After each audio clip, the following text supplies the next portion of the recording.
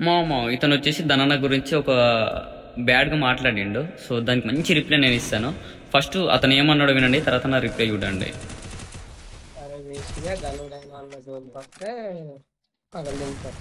ఊరే మీ ధనుడైన కాదు కదా, మీ ధనుడైన వితౌట్ మాస్క్ ఎలా ఉంటాడో తెలుసా? నేను చూపిస్తాను.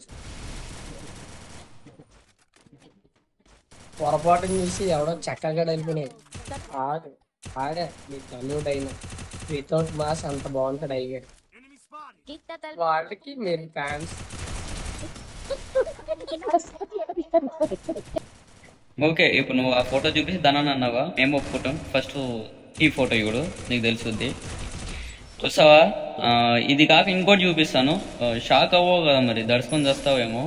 ఈపీకి ఇవ్వడు, కనిపించిందా? ఇప్పుడు నీ ఫేస్ ఏంటో నీకు చూపిస్తాను చూడరా.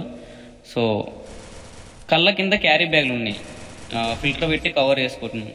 సో మంచిగా అర్థమవుతుంది.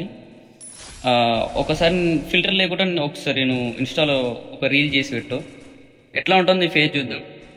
కళ్ళ కింద క్యారీ బ్యాగ్లు వచ్చినాయి, నువ్వు ముసలోడివా? నువ్వు ఏజ్ ఒక 45 ఉంటుంది ఆరండిదే, ఇప్పుడే కళ్ళ కింద క్యారీ బ్యాగులు రావడం ఏంట్రా? నువ్వు అసలు ముసలోడివా ఆరా బాబు?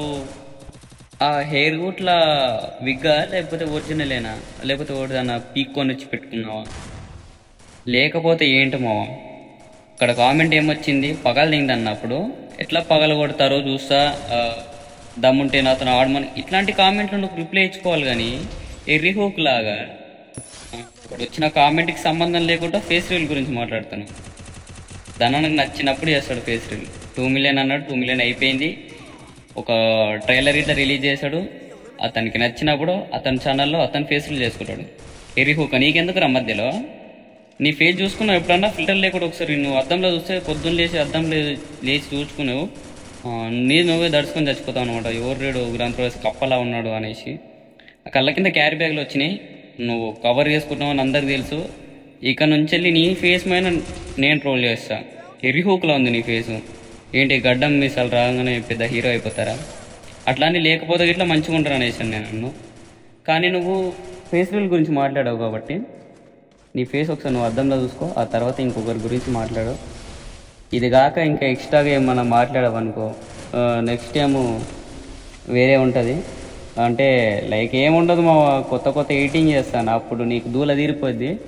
ఇన్స్టాలో కాదు, నువ్వు ఎక్కడ చూసినా నీది నువ్వే భయపడతావు, అట్లా చేస్తాను నేను. ఎరిహూకులా మాట్లాడకు, మంచిగా ఏదో కంటెంట్ చేస్తుంది బతుకురా. ఎరిహూక అంటే నువ్వేమో లేకుండా లేని పుల్లలు పెడుతున్నావు. ఆడియన్స్ మీరు చెప్పండి మా వీడి ఫేస్ ఎట్లా ఉందో మీరు ఒకసారి ఒక కామెంట్ సెక్షన్లో వాడి ఫేస్ ఎట్లా ఉందో పెట్టండి. అంటే మీరు రిప్లై ఇవ్వండి వానికి.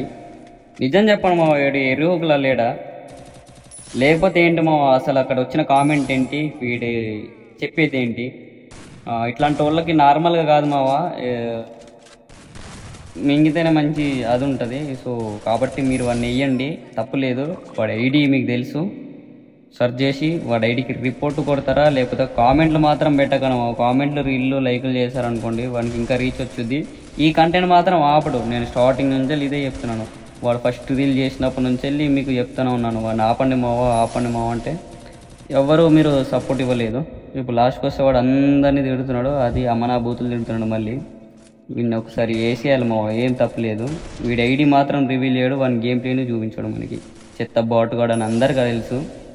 అసలు మైండ్ సెట్టే సరిగ్గా లేదు మావా వీడిది. చిన్నప్పుడు ఎవరో రాయి ఇచ్చుకొని నెత్తి మీద కొట్టినట్టున్నారు, అందుకే ఎట్లా చేస్తుంటాడు అప్పుడప్పుడు. ఎర్రి హూ